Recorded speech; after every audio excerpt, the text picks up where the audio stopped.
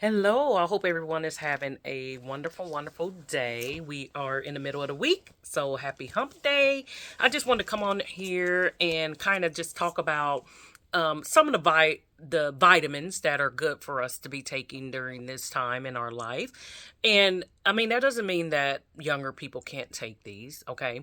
So I first want to say that, of course, any anything nutritional wise, it's always best to get it from food.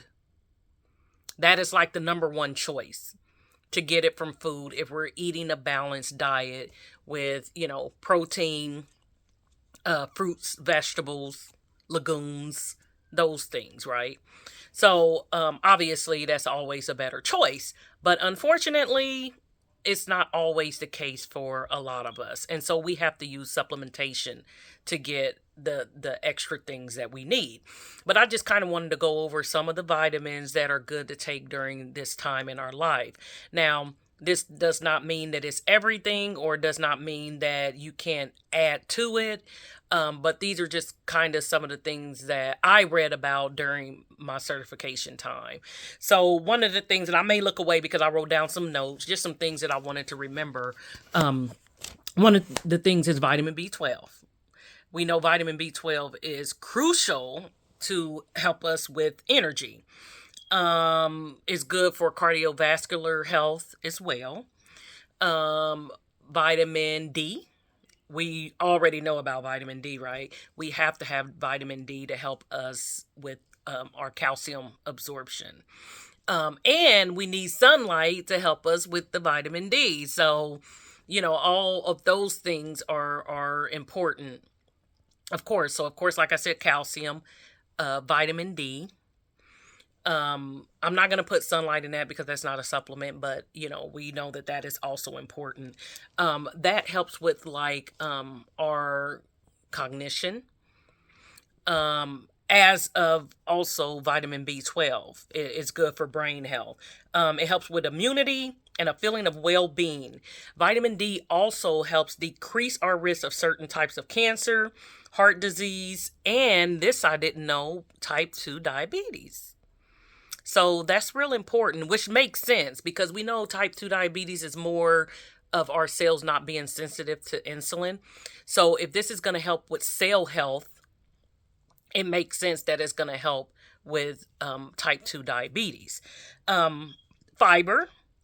Um, of course, it's better if you get it from food, from our fruits and vegetables. But some people just don't eat enough, and so they do have, like, you can get little fiber capsules that you can take, and they even have drinks and stuff that you can take to get fiber. Fiber helps with our digest. I'm sorry, with constipation. So it helps us stay regular.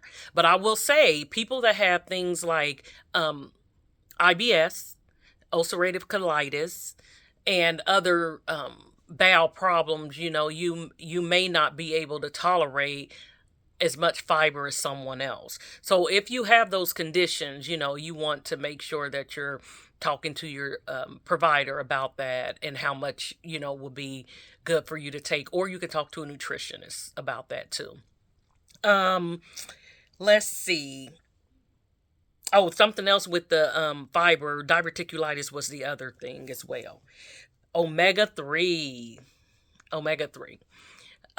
Omega 3s have a lot of good health benefits. We can find this in fish, particularly salmon. Um, it's suggested that you eat it about 2 times a week, but I'm just going to be honest. Like, for myself, I am not much of a seafood eater. I wish I was, but I'm not.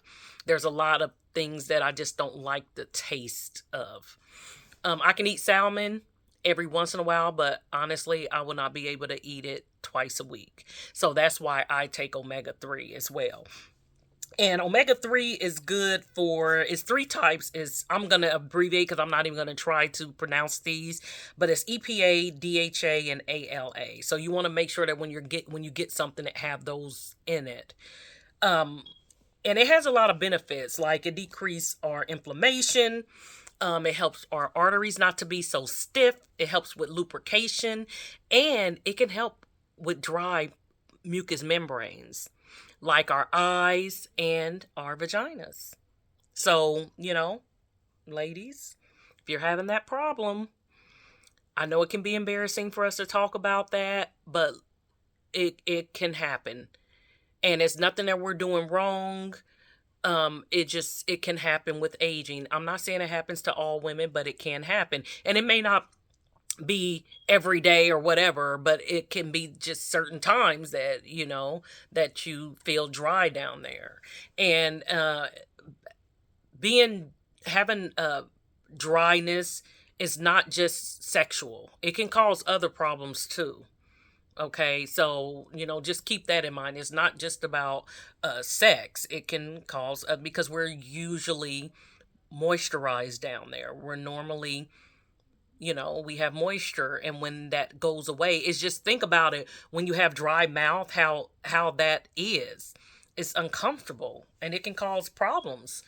And if your mouth is not moist, so just keep that in mind. It can decrease hot flashes. It can help with our mood issues, our cognitive issues. One of the things to keep in mind too with omega-3 is that it can decrease clotting. So basically kind of thin your blood out, if you want to say. So you want to be careful if you're taking a baby aspirin every day, if you're on blood thinners like Xarelto, Eliquis, Coumadin. You don't want to just start that without talking to your provider about that, okay? So most likely if you are on those things, it would not be recommended to take omega-3. But again, you want to talk to your provider about that. And like I said before, the best source of that is fish.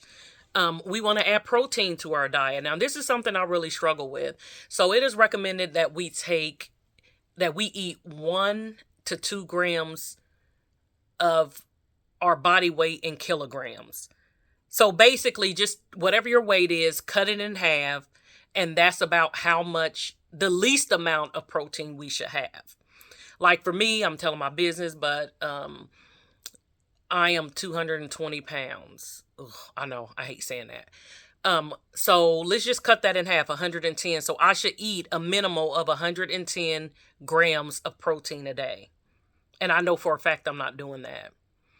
And I'm going to be honest, it can be challenging to get that much in when you're not used to eating that much. And that's usually done by adding like protein shakes or, other like protein bars, as a snack, or increasing the amount of protein that you're eating at supper time.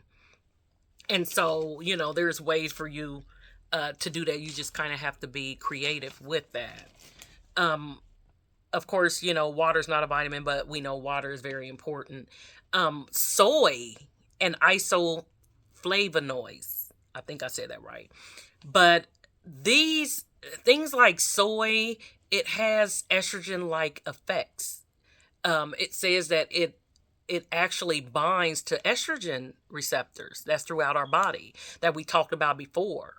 And so it can help with things like hot flashes and, some of the problems that you're having because of your decrease of estrogen. And some of the things that you can find soy in is obviously soybeans and soy milk, tofu. There's things like that. It also says in red clover, alfalfa, and then, like we said, legumes like soybeans and stuff like that. So I thought that was interesting. I learned something new with that one. Of course, we know iron. We know how important iron is. Iron carries oxygen throughout our body. Well, it helps our hemoglobin, right? And so if you don't have enough iron, then it can make it difficult to adequately, I feel like, perfuse the rest of our body. So I look at it this way. I'm trying not to go on and on, but it's so hard. But I look at it this way. Let's just say you have 100 molecules of oxygen in your body. I just made that up, guys. So, and normally you would have 100 iron, 100 molecules of iron. And so it's helping the oxygen go throughout your body, right? However, if now all of a sudden you have 70, then the 30 is just out there hanging out. It's in your body, but there's nothing to carry it. There's nothing to carry it throughout your body, you know. And so iron supplements, are good things too. And, we know iron can cause constipation in some cases. And so, if you have problems with that, you want to be careful. But, excuse me, iron is a big one as well.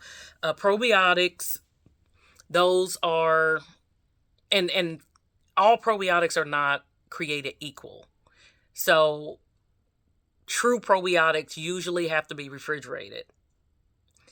I like to go to the health food store and get probiotics. But anything is better than nothing. Okay. So, just keep that in mind. That helps with our digestive health. We know our gut is a second brain. The brain and the gut communicates. That's why when you feel anxious or nervous, you notice how you get bubble guts and your gut responds as well. So you want to keep your gut health up to par as well. And then like green supplements, they have supplements, or I'm sorry, yeah, supplements in like powders for green vegetables, because like I said, not everybody like them or eat them or whatever. And there's things out there that you can get which will have the same benefits as like eating fruits and vegetables. Of course, it's always better if we can just eat our fruits and vegetables. And it's okay if it's just 4 vegetables you like, you can eat those every day if you're up to it. It doesn't mean, just whatever you can get in. But again, I have to say this too with the green vegetables. If you are on Coumadin, you cannot just increase your vegetable intake. You have to consult with a doctor about that, because it will change your levels. So that is so important. Okay. So I hope you guys are having a blessed day and enjoy the rest of your hump Wednesday. Your hump day, right? God bless.